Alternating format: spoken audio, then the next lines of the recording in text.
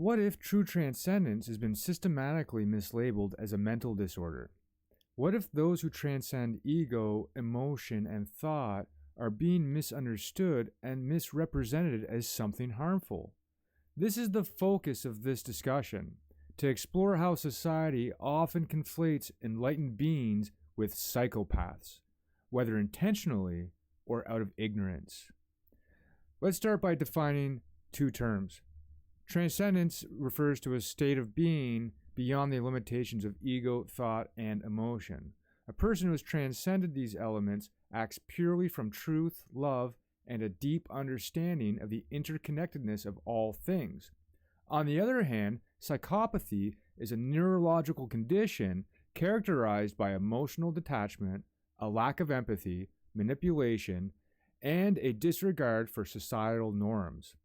On the surface, it might seem like there are striking similarities between a truly transcendent person and someone with psychopathy.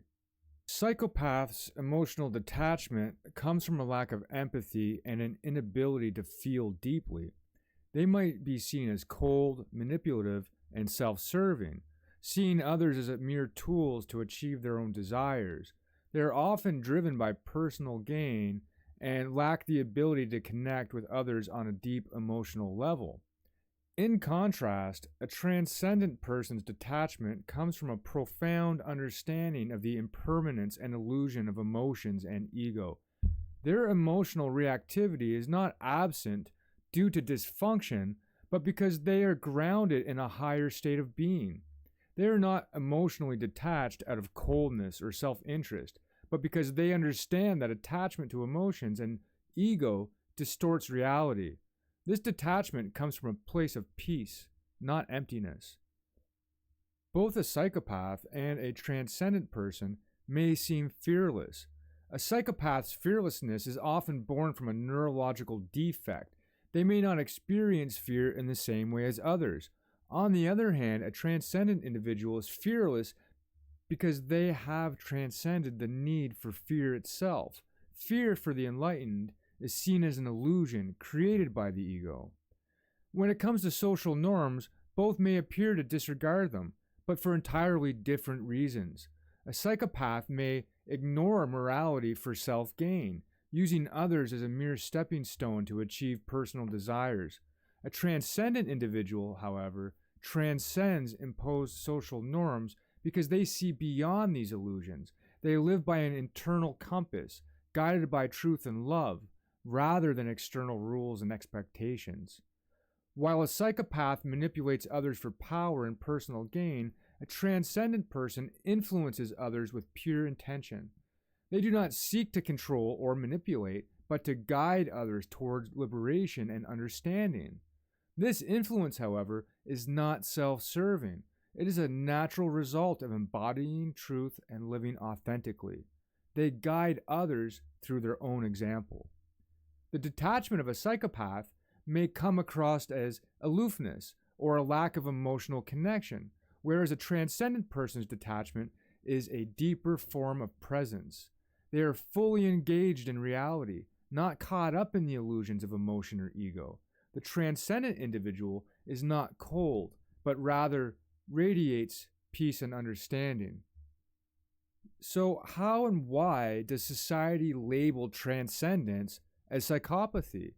The first reason is fear of the uncontrollable.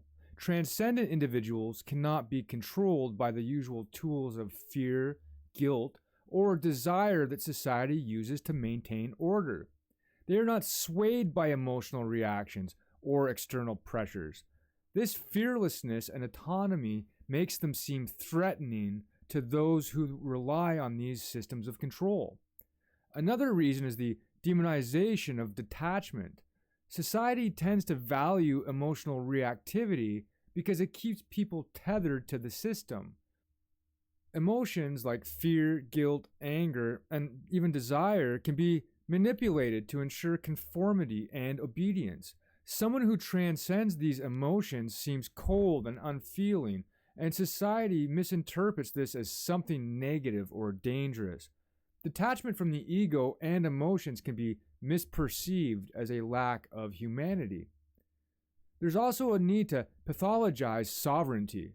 True transcendence means sovereignty, the ability to act from inner truth, without the need for validation or external control. This is a direct threat to institutions that thrive on obedience and conformity. If more people began to transcend the ego, they would no longer be easily controlled by societal narratives, and this threatens those in power. By guilt by association, society conflates enlightened individuals with psychopaths, creating a false narrative that freedom and transcendence are dangerous. By labeling transcendence as psychopathy, the system discourages others from seeking enlightenment, portraying it as a dangerous path that leads to isolation and harm. This labeling ensures that people stay within the safe confines of social norms and emotional reactivity, thus maintaining control. The inversion of truth is also at play. Love, the most powerful force in the universe, is often mistaken for weakness. Detachment from emotions and ego is seen as apathy, and enlightenment is framed as insanity. What is true and real is twisted into something dark and ominous, while what is fake and harmful is upheld as normal.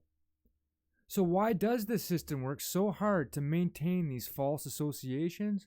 It is because society fears what it cannot control. Institutions like religion, education, and the media benefit from keeping people emotionally invested in their narratives. So they actively discourage anything that might lead people to break free from these systems. The fear of true freedom and self-mastery keeps the collective trapped in emotional responses and belief systems that serve external authority. To reclaim transcendence, we must first recognize the narrative.